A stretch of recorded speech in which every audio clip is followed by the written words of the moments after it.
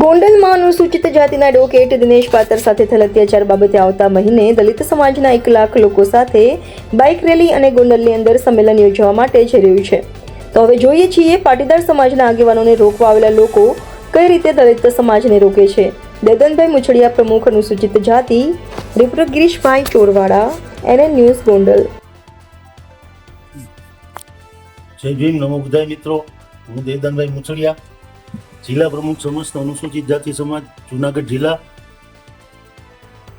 આપણે સૌ જાણીએ છીએ તે પ્રમાણે ગોંડલનું હમણાં વાતાવરણ ખૂબ ગરમ છે અને આપણા રાજુભાઈના દીકરાનું અપહરણ થયા પછી ગોંડલમાં જાણે કે સિઝન એવી હોય એ ટાઈપનું વાતાવરણ છે.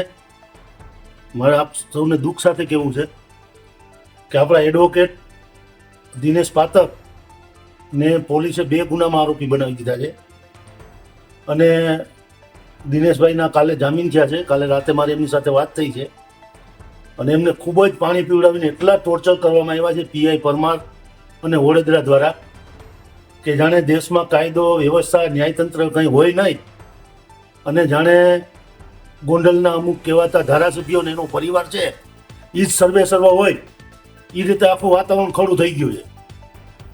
એટલે અમારા દીકરાને તમે દુઃખી કર્યો છે તો અમે તમને જવાબ આપશું. એના ભાગરૂપે આપણે આવતા મહિને 1 લાખ દલિતોનું સંમેલન ગોંડલ મુકામે કરવા જઈ રહ્યા છીએ. આપણે આગલા એપિસોડમાં 50,000 ગયા હતા, હવે આ વખતે 1 લાખ લોકો લઈને જવાના છે. આ 15 દિવસનો હું મારો પ્રવાસ નક્કી કરું છું. આખા સૌરાષ્ટ્રના તમામ આગેવાનો સાથે મિટિંગ કરી સૌરાષ્ટ્રના તમામ જિલ્લાઓની મુલાકાત લઈ અને આપણે જૂન મહિનામાં તારીખ ડિક્લેર કરશું અને 1 લાખ દલિતોનું બાઇક રેલી સાથેનું સંમેલન ગોંડલમાં કરશું. એની છાતી ઉપર ચડીને કરીશું. અને તમે જ્યારે અલ્પેશ કથિરિયાને આવ્યા હતા ત્યારે જે તમે કાચ ફોડવાના નાટક કર્યા હતા એવા તમે કરજો. તમે તમારા બાપના પેટના હોવ તો તમે કરજો. હું તમને ચેલેન્જ આપું છું કે તમે કરજો નાટક. હવે અમે આવતે મહિને દિનેશ પાત્રને ન્યાય નહીં મળે. દિનેશ પાત્રને જે લોકોએ ટોર્ચર કર્યા છે, જે પોલીસ અધિકારીઓએ, એ અધિકારીઓની સામે ગુના દાખલ નહીં થાય ત્યાં સુધી અમારી લડાઈ ચાલુ રહેશે. તમારી લડાઈ જયરાજસિંહની છે, તમારી લડાઈ પાટીદાર સમાજની છે, તમારી લડાઈ તમારી સુધી રાખો. તમે તમારી લડાઈને અમારા સમાજ સુધી ના પહોંચાડો. અમે કાંઈ બંગડીઓ નથી બની. એટલે હવે અમે આવીએ છીએ આવતા મહિને અને હું ગૃહમંત્રીને CM સાહેબને મળવા જવાનો છું અને આ રજૂઆત કરવાનો છું સમાજના આગેવાન તરીકે કે આ કેટલા અંશે યોગ્ય છે. આ થોડું કંઈ બિહાર છે, ગુજરાત છે ભાઈ, અને કાયદાઓમાં ન્યાય માગવાનો દરેકને અધિકાર છે.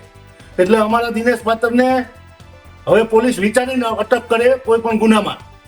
અને રાજકોટ રૂરલની પોલીસને 2 હાથ જોડીને કહું છું કે મર્યાદામાં રહ્યો, મર્યાદાની બહાર ના જાઓ. બાકી દેશમાં સુપ્રીમે છે, હાઈકોર્ટે છે અને અહીંયા પછી કોઈ છે ને વાયરાડો કપાઈઓ મૂકવા આવતું નથી.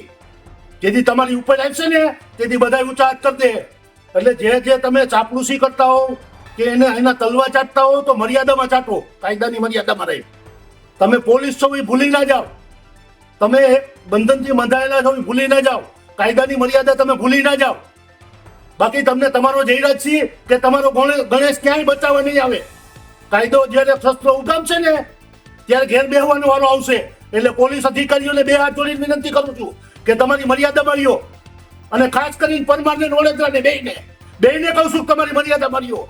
એટલે હવે આવતા મહિને જૂન મહિનામાં આપણે દલિતોનું 1 લાખ દલિતોનું સંમેલન ગોંડલમાં કરવા જઈ રહ્યા છીએ અને હવે જેનામાં તાકાત હોય અમને રોકી બતાવે. જય ભીમ, નમો બુદ્ધાય.